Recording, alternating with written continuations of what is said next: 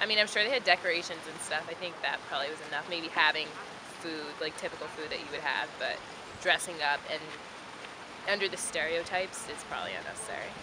I didn't think about it too hard, but then when I started like looking at everybody, and I was just like, oh man, like this is supposed to be like some like stereotypical role that they're trying to play off, and us being like an inclusive campus, it kind of like we're kind of censored to it sometimes, and then when we finally see it, we're kind of like, oh, it's still like the stereotypical and stereotypes are still alive.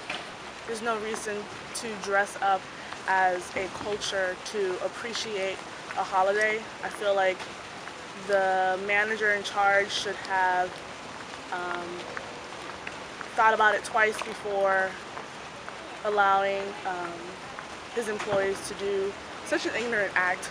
So I mean, I feel like it added to the event, but at the same time it was kind of stereotypical, I guess, of what you would expect a person of that culture would look like. So although it added to the event, people of that culture could have felt a certain type of way, looking at that and saying like, okay, why is that the first thing you think about when you think about Cinco de Mayo?